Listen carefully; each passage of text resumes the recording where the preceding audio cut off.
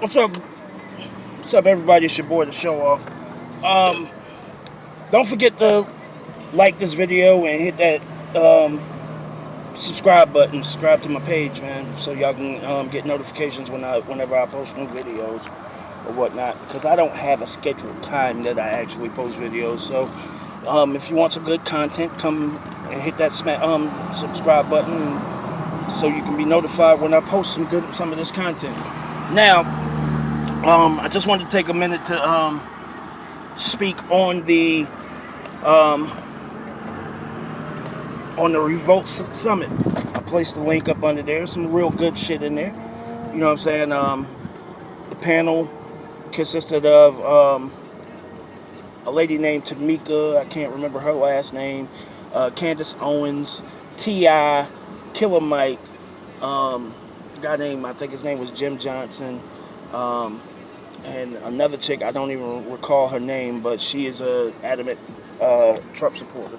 So I wanted to sit back and tell y'all that, first of all, it started off, it was going in the direction of being a political debate, more so of Republican versus Democrat or whatnot. And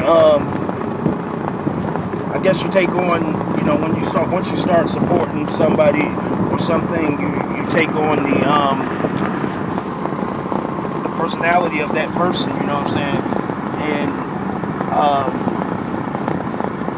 and start to make everything about that, you know what I'm saying. But Killer Mike, who actually really killed this circuit, you know what I'm saying, shout out to Killer Mike on that. Killer Mike actually cut that short, you know what I'm saying, and basically said, that they're getting into a debate about whose master is better, meaning Republican, Democrat, which is the better house or whatnot. And basically stated, you know what I'm saying, that he didn't basically state anything. He actually stated that that we need to start taking the best of what everybody said, the best parts of what everybody said, and putting it into one agenda, rather than one agenda that affects black culture, and vote based off of that, rather than us nitpicking apart and tearing each other apart. Understand that the basis of our whole democratic structure is with the primaries and the early debates and all of that stuff, we watch Democrats or Republicans tear each other apart, only to later give their endorsement to the same people that they've been tearing apart for months. So let's pay attention to those types of things, man. Let's pay attention to the fact that that's the actual structure of what we do now, because it's really the only reason to have parties is for backing. You know what I'm saying? So we only have two major political parties in America. All right. So it's basically to be stronger. You know what I'm saying? So you got one part of the country that supports you. You got one part of the country that don't support you. So you take your chances on that. Now, with that being said, I mean, here's the thing. Division is only. You realize that division was started off with an ideal, meaning it was an idea. It was, all right. Let's say race. Do you realize that it was an idea?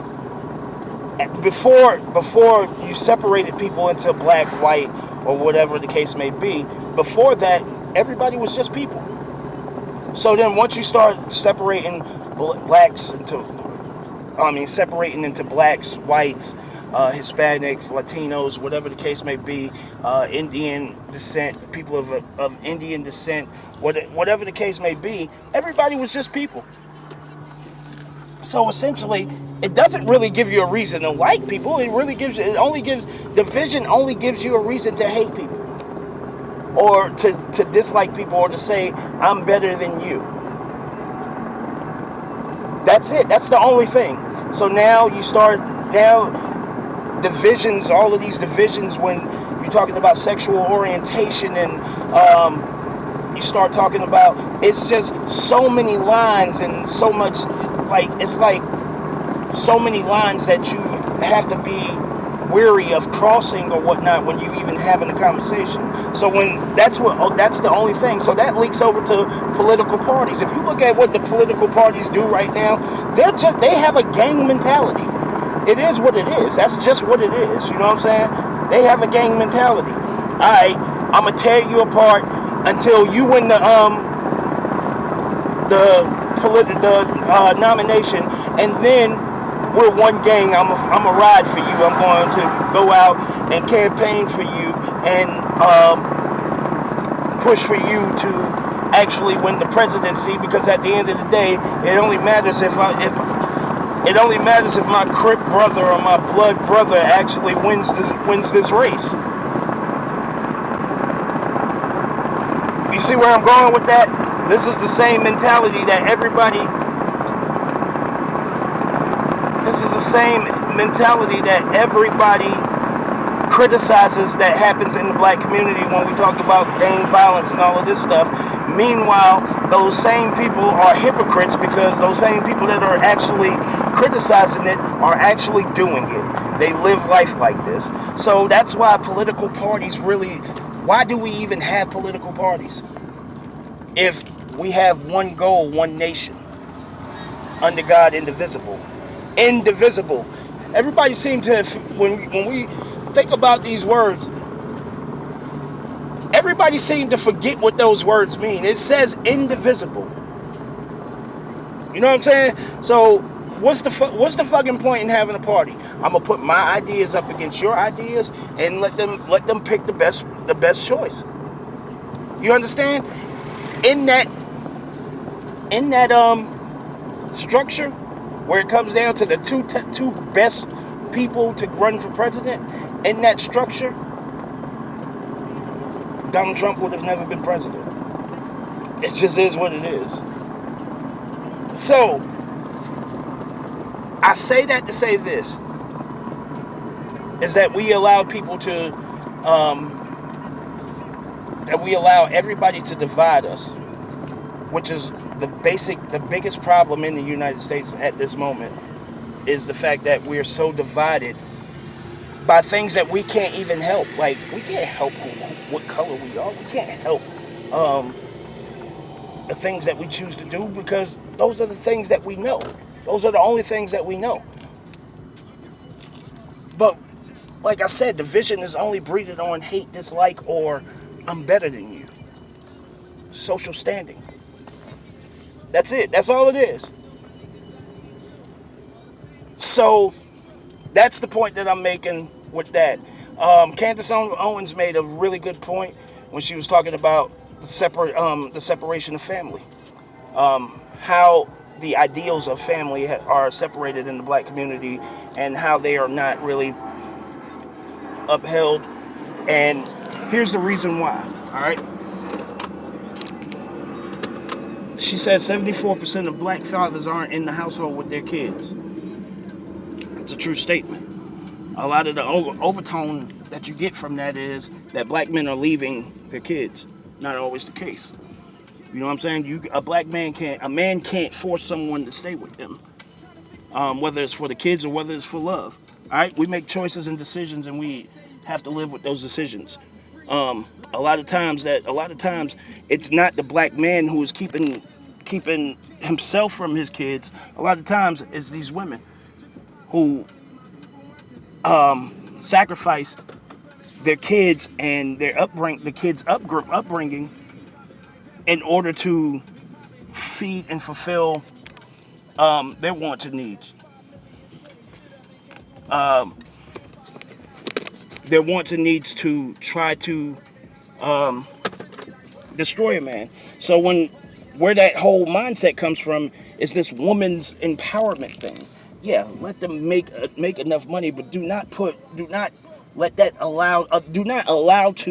allow that to leak into I don't need no man.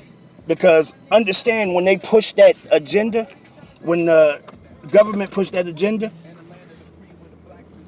and that's what I mean by separating. She wanted to say that Democrats put that mindset out there. No, the government put that mindset out there. It was both. You understand what I'm saying? So they created these things like child support to make them feel safe,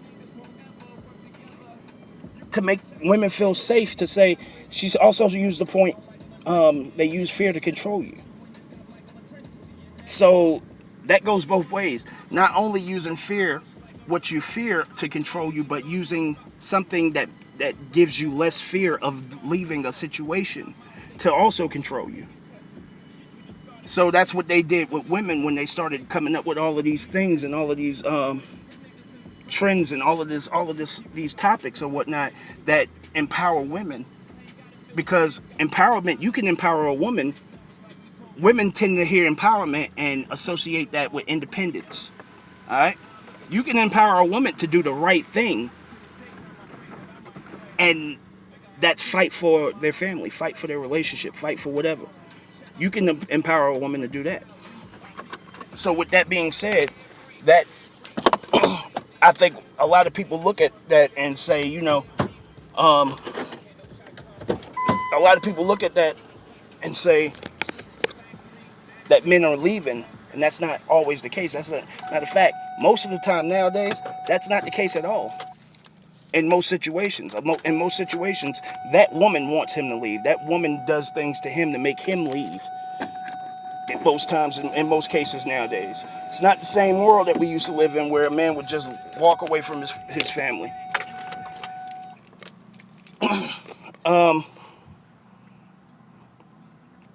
So T.I. actually asked Candace an excellent question.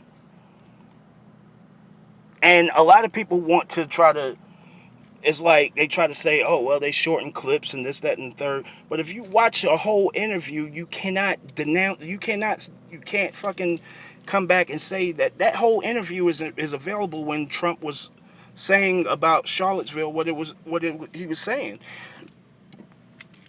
To say that there were good people on both sides. And we're talking about a white supremacist rally. All right?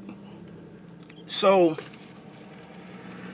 and keep in mind, someone actually lost their life in that shit. Like, please, don't allow them to allow these conversations about Trump to take away from what actually happened. There was a woman who was killed in that situation, y'all.